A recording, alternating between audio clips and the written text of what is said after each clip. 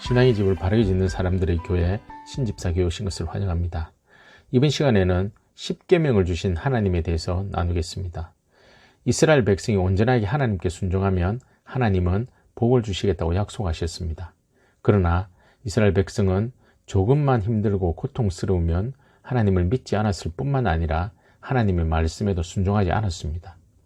그러나 그들은 평소 자신들이 하나님께 순종하고 있다고 생각했습니다.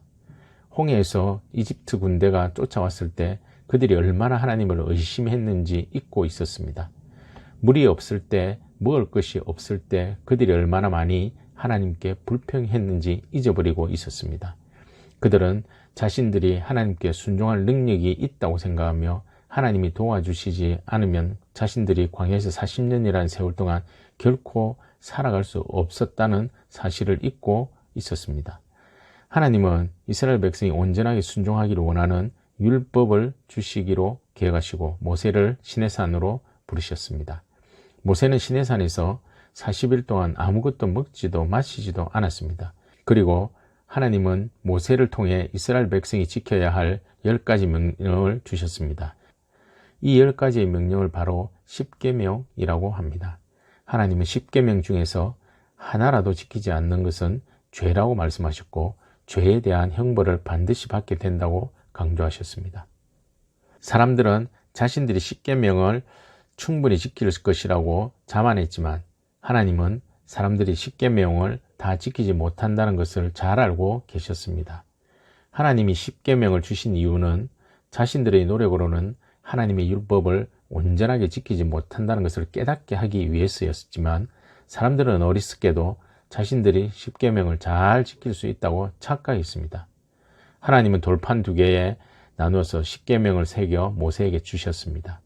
모세가 10계명이 새겨진 2 돌판을 들고 시내산에서 내려올 때 모세의 얼굴에서 광채가 나서 사람들이 모세 가까이 가는 것을 두려워했습니다. 모세는 사람들 앞에서 반드시 10계명을 지킬 것을 강조했습니다.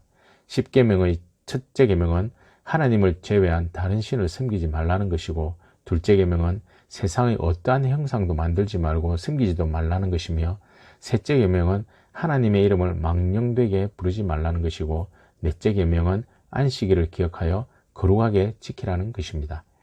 다섯째 계명은 자신의 부모를 공경하라는 것, 여섯째 계명은 살인하지 말라는 것이고 일곱째 계명은 간음하지 말라는 것, 여덟째 계명은 도둑질하지 말라는 것, 아홉째 계명은 이웃에 대해서 거짓 증거하지 말라는 것이고 마지막 10번째 계명은 이웃의 아내나 소유물을 탐내지 말라는 것입니다.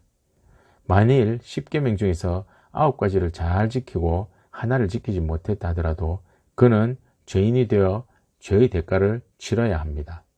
이 죄의 대가는 죽음밖에 없다고 하나님은 말씀하셨습니다.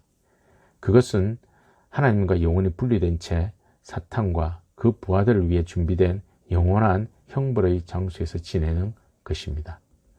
다음 시간에는 하나님이 계신 성막에 대해서 나누겠습니다. 감사합니다.